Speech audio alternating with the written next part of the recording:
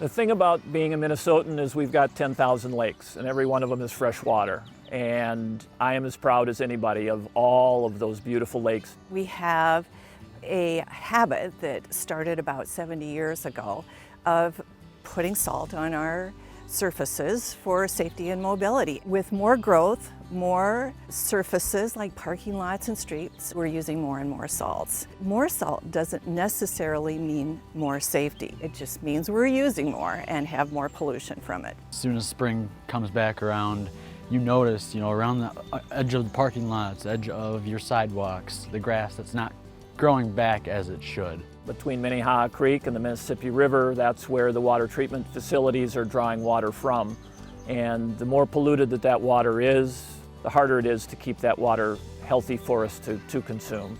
The effects of the salt in the water are to the native species that live there, both plant and animal. So our fish, the food chain that they depend on, amphibians, reproduction, are all compromised by salty water. The alternative is to reduce the amount of salts that we're using. All of us, if we just use de-icing salts only when, where, and in the amounts needed, when ice is present, we'd be using a lot less salts. That can be done safely and effectively with a wide variety of smart salting, best management practices, and those practices are already being used here in Minnesota. One thing, I'm always on top of the forecast. Getting that snow removed as fast as you can, that's the first thing. So you're not using all that salt to get that ice up. Instead of using one of those really big snow blowers, I find a single stage snowboard. Those do a lot cleaner cut on the ground. So in turn, that's gonna allow you to use less salt to melt that ice and that snow that's left over. You can cut down on your usage. Make sure that you're implementing it right on the ground. Using a spreader that doesn't spread way farther out than it needs to. You put walls up on your spreaders to the point where you're just dropping straight down.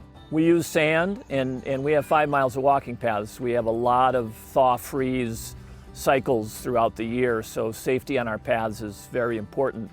We've had no accidents as a result of our sanded areas. We were spending about $2,500 to $3,000 every year on our salting between the trucks coming and the salt that we bought for our sidewalks. And now that we do have an on-call, over the past 8 years, we've cut that cost in half. Some of the ways that properties are using those smart salting practices are by, for instance, closing off seldom used stairway or building entrances, repairing during the off-season areas that cause ice buildup in the winter, training their staff in de-icer use to understand the capacity and the speed and determine which product is best for which situation.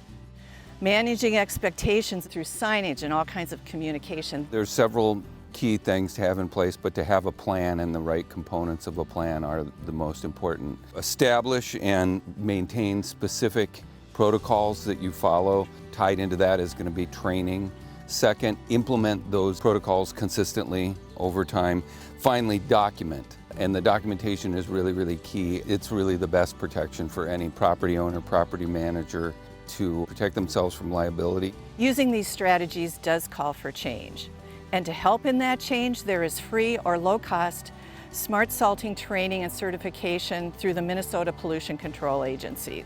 There are so many things between plowing and shoveling and salting that can expand the toolbox that applicators and properties have, and that's where we need to go. What around us right now doesn't require fresh water to exist. And if we're not supporting all of that, then what are we doing? If we don't reduce, we have a future with saltier and saltier water. It's time to reduce and stop the upward trend of salts in our waters. I'm confident that we can maintain safety while using less salt for our environment, for everyone's safety. It's beautiful here in Minnesota. We want to keep it that way. For more information about reducing salt, contact your local city, watershed, or the Minnesota Pollution Control Agency.